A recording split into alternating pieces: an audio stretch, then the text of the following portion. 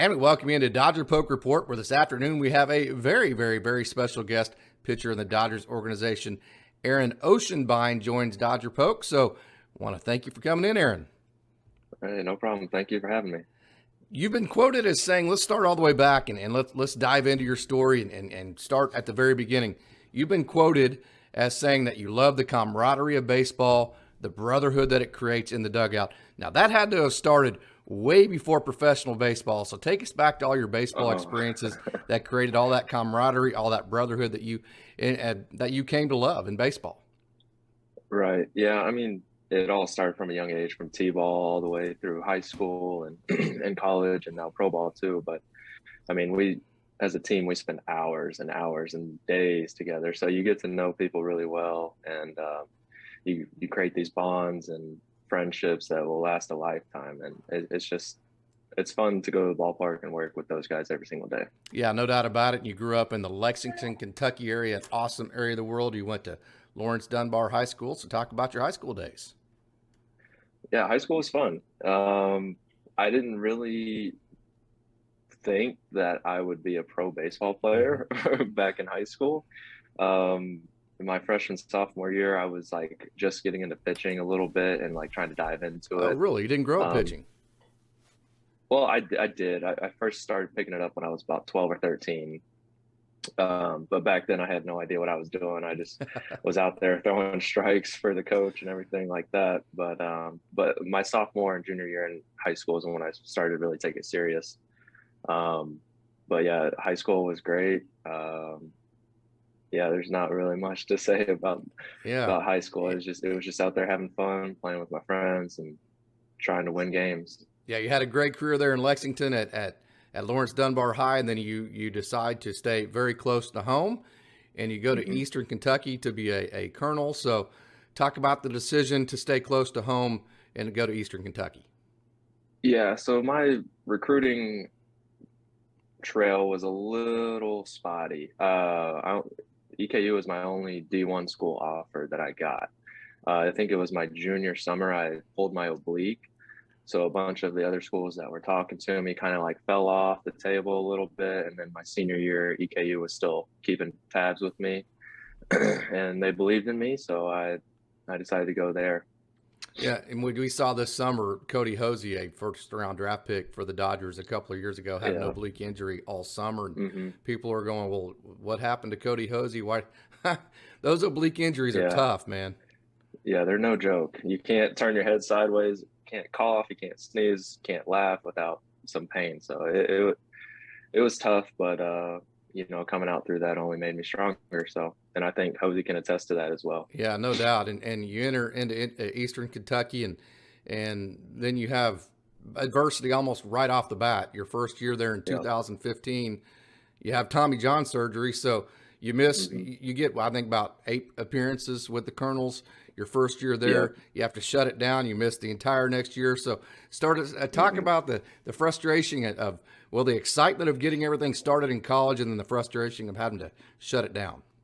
Oh yeah, I was ecstatic to go to college as a freshman and compete and kind of earn a spot there, so to speak. I started off as a reliever there because they had juniors and seniors that had some seniority and understood the game and were super competitive. But it's kind of funny, the day that I actually remember the injury, I was supposed to start that game, but the day before, the coach saw me with some ice on my arm after the game, and he was like, you okay? I was like, yeah, I'm just a little tender, no big deal. He said, I'll be ready for tomorrow. And he was like, well, we'll bring you out of the pen and maybe give you another week. And then I came out of the bullpen that game, and I think it was a curveball I threw. I don't even throw a curveball anymore, but that was the pitch that, I remember it. It was Illinois State very vividly.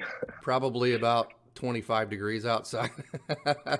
Yeah, it was. I think it was like around this time in Illinois. It was pretty brisk out there. Oh my goodness. So you have the Tommy John. You have to shut it down in 2015. Your first year at EKU. You have to redshirt your next year. Then you come back in 2017 as a redshirt sophomore and a dual role. You get some starts. You also get some relief appearances. So take us back what it was like coming back to the mound in two different roles, coming back off the Tommy John in 2017? Yeah, so I earned a spot as a starter my first year back after Tommy John, and it didn't go too hot. um, I don't know exactly what it was. It may have been a mentality type of thing, but my stuff wasn't projecting super well as a starter. I was more of like 88 to 92 as a starter, and I'd be able to get through the lineup like once, Hmm. maybe twice, Yeah. maybe. If you um, pitched backwards and well enough that second time, yeah. right, yeah. But then I made that transition to the bullpen, and everything just started to click. Yeah, I started to throw harder. My mentality changed, and then the coach started to put me in the back end of the game, and he was just like, "Go get these 3 outs." Sometimes it was 6, but um, that I think that was the biggest change for me, was just the mentality swing from a starter to a reliever.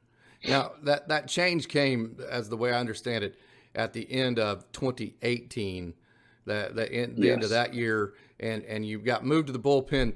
And I have seen you Hmm. pitch on multiple occasions at Tulsa, and I love your motion because it has what I call a little bit of knees and elbows to it. It makes a hitter uncomfortable. Yeah, it's a little quirky. Yeah, yeah, and and it works so perfect whenever you're behind Nick Robertson or Mark Oh Washington yeah, or somebody like that who's so smooth, and then you come in and it's just a totally different look. So I thought that worked out yeah, really well in 2021.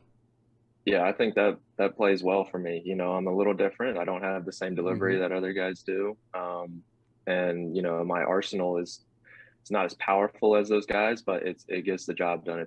I keep the hitters off balance pretty well. So 2018, you transitioned full time to the relief role, and I know you love starting pitching because you have the ball in your hand for a longer Right. period of time. And I would imagine, you just feel like you have more control over the game because you get to start it and you get to dictate how the Hmm. game goes. So you're not unbelievably sold on the fact that you're moving to relief because you like starting pitching, but you just have a world of success at it end of 2018, and then you go into the Cape Cod League and you lead the Cape Cod League in strikeout to walk ratio. You got to be thinking at that Yeah. point, hey, this isn't a bad move for me, right? No, I didn't think it was a bad move at all. I was giving Coach Thompson a hard time about it when he made me move to the bullpen. I was a little upset about it, but as things started to unfold and I kind of found myself with mentality, and velo started to tick up a little bit, I was like, you know what, this may not be that bad, Hmm. and especially as a starter, like if you have a rough start, then you have to sit there for another 5 to 7 days, and you just got to wait, and you Yeah. just ponder over your outing. But as a relief pitcher, if you have a bad one, you'll get back out there in a day or two. So I think that helps a lot as well. And when things start to click, you just kind of stick with the routine, stick with what's working, and you go with the flow. I've got to think for you too, being in the bullpen like you are, it allows you to max out what you do have as far as, you don't have to economize early in a game.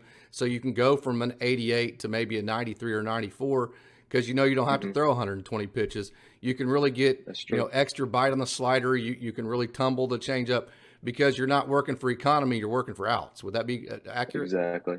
Yeah, yeah. I think that's a big mentality change. Exactly what you hit it on the head right there.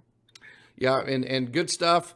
You have the big fastball, you have the slider, and then you have the split finger. So so Uh-huh. so talk Yeah. about your three pitches and that split finger. Is that something that's a lot of work for you every day? I know that's a tough pitch to master. It is tough. It's a big field pitch. Same with the Hmm. changeup. The changeup's a field pitch as well. I go back to I guess it was in the Cape. I wasn't even throwing it then. In the Cape, I was only fastball, curveball, slider, and then I got back to EKU for that following Oh, so fall. you went back to your And curveball in the Cape, huh?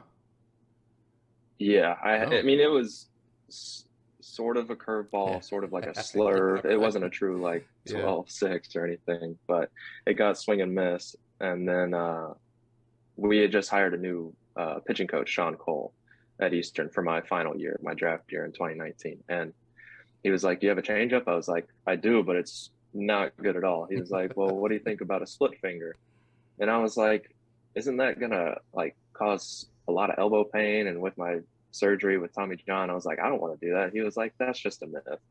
He was like, "Just test it out, see if you like it." And then I started throwing it like day after day after day in bullpens and in live BPs, and then I started throwing it in games, and it was just like, wow, like I didn't even know like I could do this with a baseball and manipulate it like that. But yeah, that's what put me over the top, is that pitch. Yeah, 2019, your last year there at EKU. I don't know if you realize this, but your ERA was sub 1, and you're Yeah. one of only 10 Ohio Valley pitchers ever that had at least 50 innings in their year that had a sub 1.0 ERA, and because of that, you became an All-American that year. You had just a Hmm. wonderful year. You get drafted 6th round 2019. Take us through what draft day was like, the moments leading up before you heard your name, the moments afterwards, Oh what all that was like for yeah. you. It was incredible. Um, my advisor at the time, he was like, "Yeah, I think you're going to be drafted on day 2." I was like, "Okay, well, I'll kind of like get my mind ready and stuff like that." And my fiance at the time, Katie, we're now married. Awesome. We were, yeah, thanks. We were in Colorado. She had just got it fully accepted into Colorado State for master's program. So we were like trying to find apartments and stuff like that, and just trying to keep my mind off of things. Hmm. And before I know it, my phone just starts blowing up, and I'm just like, this is insane. The rest of the day was just a blur. I was just so happy. That's an incredible experience for anybody to go through. I can only imagine. And you get your professional career started with the Dodgers, and then all of a sudden Hmm. 2020 hits, and you don't get to pitch during that year. So, what, Yeah. as far as in games, so what did you do during 2020? Did you feel like that was a setback to you with all the momentum you had? So, take us through that experience. Um, yes and no. The reason I say that is because we were in spring training, and we were rolling for like maybe 2 or 3 weeks, and then we get this news that COVID hit and we have to go home. And everyone thought it was only going to be like a 2, maybe 3 week, you know, delay. But turns out it's like a full year. So, but I mean, like the first initial being sent back home, I was like super, super getting after it and Hmm. grinding and all this, and throwing bullpens and lives to other hitters that were in the area. And, you know, I think it was good.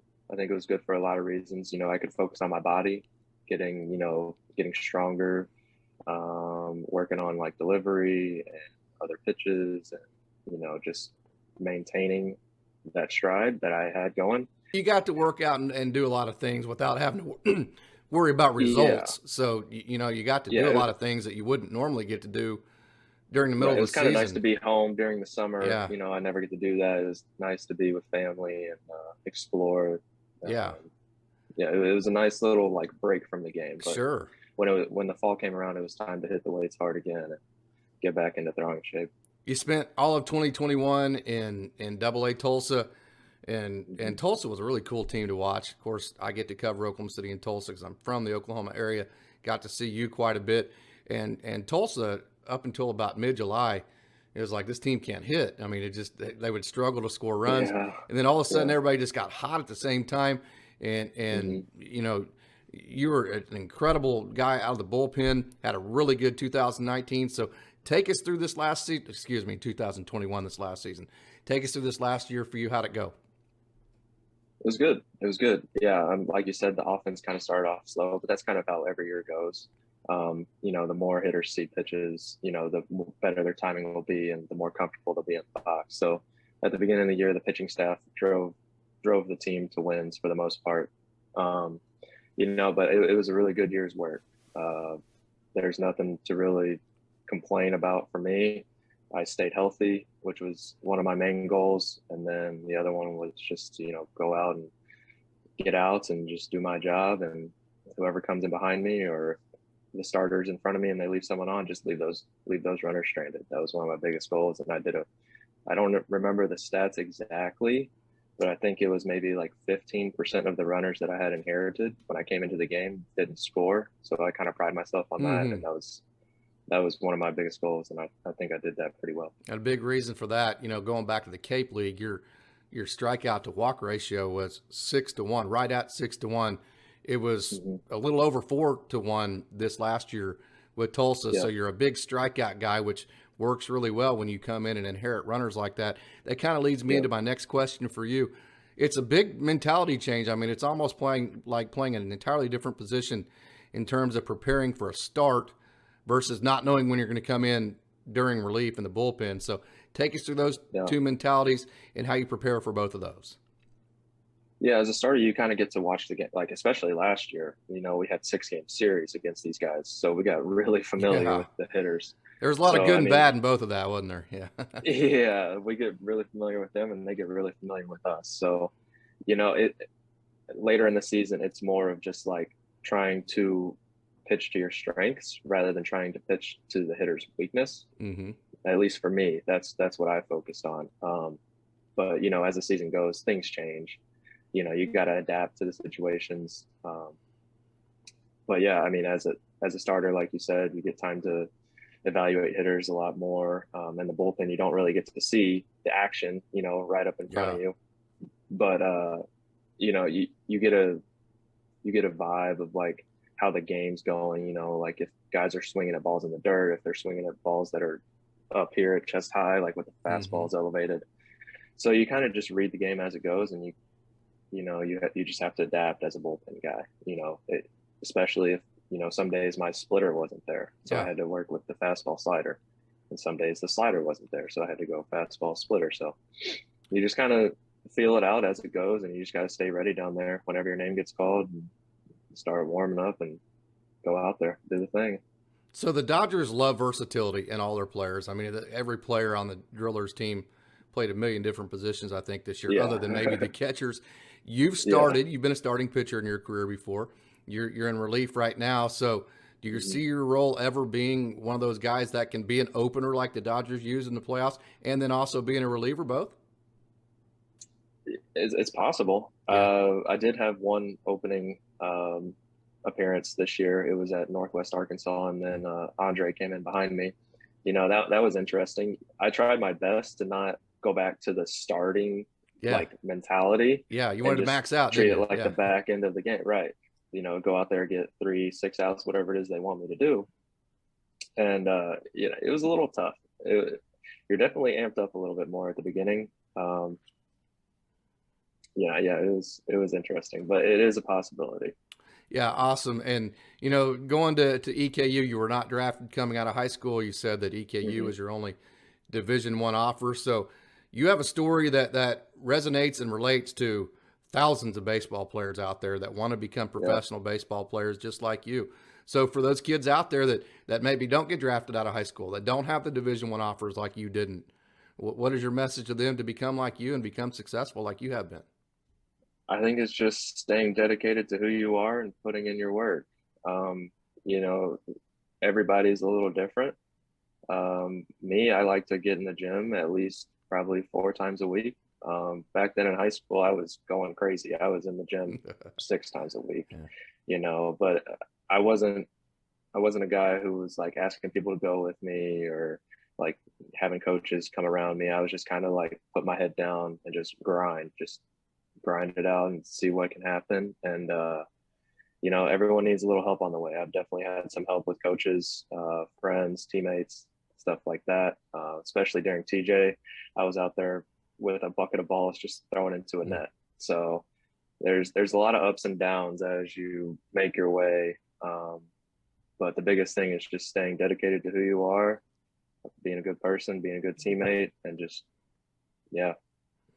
Awesome. You're in spring training right now and preparing for 2022. We mentioned that you spent all of last season at AA Tulsa. Do you expect to start in Oklahoma City this year? Do you have no expectations there? What's 2022 look for you? I'd love to start in OKC. So far, the spring training, it's been going really well for me. My stuff's there. It feels like I haven't lost a beat from last year. So fingers crossed we start in OKC, but we'll see. Awesome deal. You are a joy to watch on the mound, your competitiveness. And I'm just telling you, for anybody who hasn't seen this guy pitch yet on video or in person, this guy is the real deal. And I personally think that he could be a major league closer for many, many different organizations, and hopefully with the Dodgers, certainly, and for many, many years is what I'm trying to say, because this guy has the big league stuff. He has the big league mentality, and he has all the tools and all the mentality. So big fan at Dodger Poke Report, Aaron, and I want to thank you so much for coming on this afternoon. Thank you for having me. I appreciate it.